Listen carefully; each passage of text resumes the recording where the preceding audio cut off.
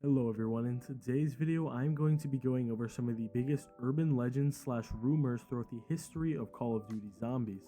Starting at World at War all the way up to Black Ops 3, I was going to do Black Ops 4 and Cold War, but I felt the rumors surrounding those games were not as interesting as the others. But with that out of the way, let's get right into it with World at War. Hitler Boss. This rumor originated in World at War Zombies. I've seen people talk about it for Nacht and Der Riese, but the basic premise is that once you get to round 50, a real Hitler boss will spawn and you will have to kill him. The craziest part about all of this is, at the time, this really didn't seem so far-fetched. Now, I don't think I need to say this, but this is obviously not true. There's never been any evidence of Treyarch considering adding a Hitler boss or anything like that to the game. Where this rumor came from is unknown. It was likely just some player back in the day came up with some random joke. Nacht Witch. The Nacht Witch theory is a theory that a witch is controlling the map of Nacht and that you have to beat this witch in order to beat the map. This theory started because at the beginning and end of the game you can hear a laugh that sounds like a witch. Now obviously, knowing what we know now in the zombie storyline, we know that that was not a witch, but at the time this rumor was around, this was when there were no other maps and it was just Nacht. So this was a small rumor that would go around, but yeah, this has obviously been proven false. Zombies swearing.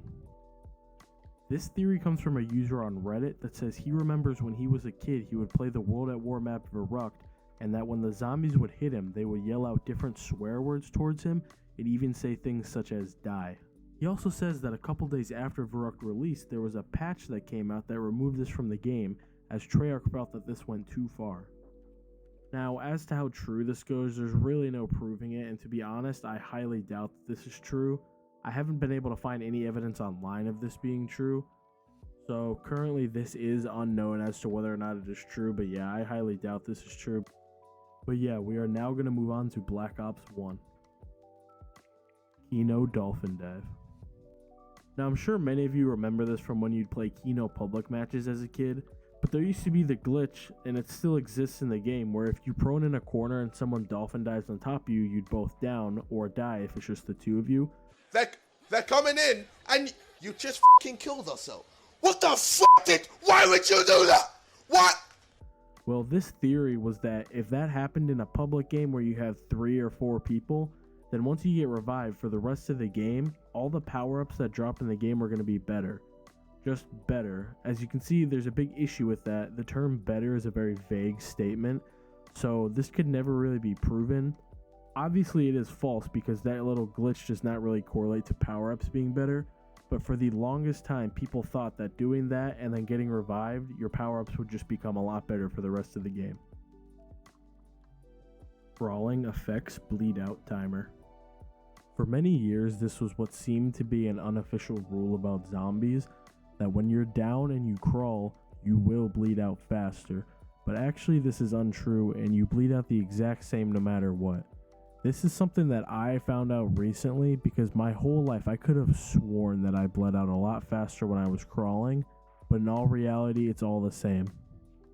Like most of these older rumors from the Black Ops 1 and World at War era, it's hard to find out where this rumor started, but it was likely just by someone who thought they died faster when crawling, so they decided to spread this rumor around, and then people began to think it was true, because honestly that does sound like something Treyarch would add to the game.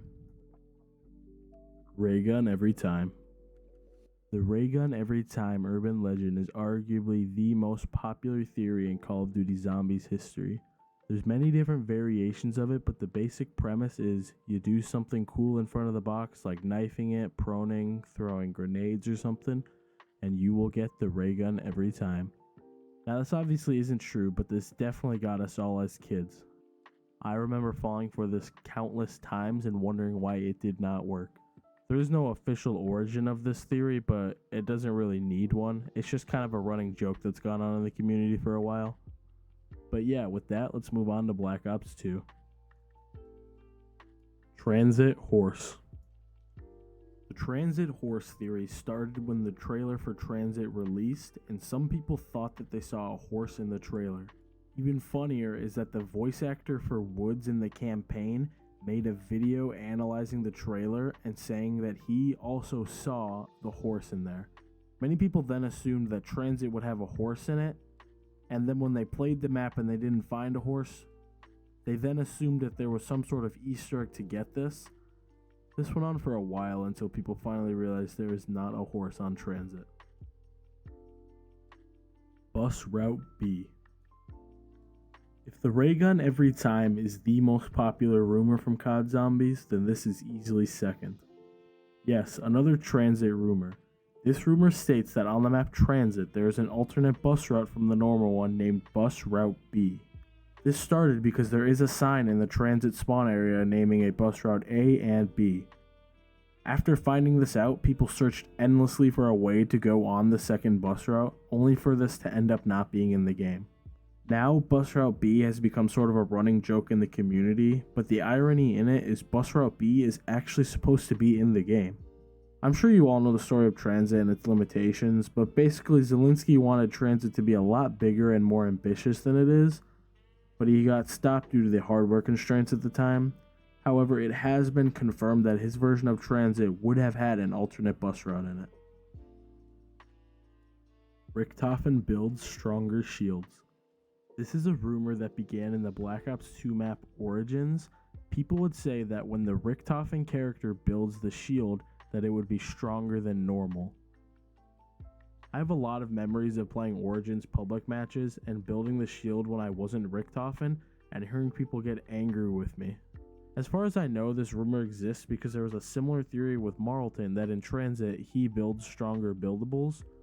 But yeah, this rumor is definitely not true. And with that, let's move on to Black Ops 3. Apothican Upgrade. In the Black Ops 3 map Shadows of Evil, you used to be able to pack-a-punch the Apothican servant with a glitch. This was patched shortly after, however, people began to believe that there was some sort of other way or a quest to upgrade it.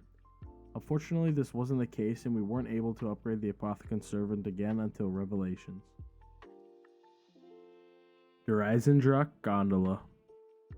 In the map Dendr, there is a gondola that you can use with a tram fuse that will bring you up a power-up.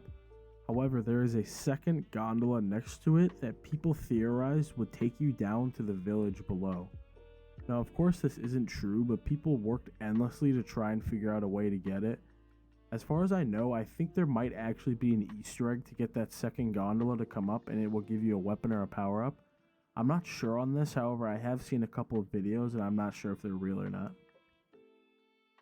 Blundell is Raffle Waffles' father. This is a theory that the popular YouTuber Mr. Raffle Waffles is related to Jason Blundell, more specifically that Jason Blundell is his father. This theory came along simply because they're both British and Jason Blundell did a lot of interviews with Raffle Waffles at the time. Now obviously this isn't true, but I thought it'd be funny to include something like this for the last one. While this is something Raffle Waffles could have easily denied, there were a lot of people out there that really thought this was true, simply because of how many interviews Blundell did with Raffle Waffles. But yeah, obviously this is not true.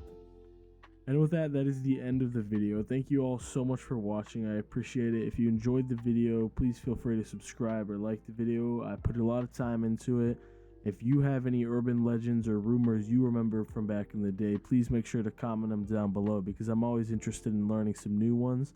And if you learned any new ones from this video, comment down below and let me know. Thank you all for watching. I'll see you guys in the next video.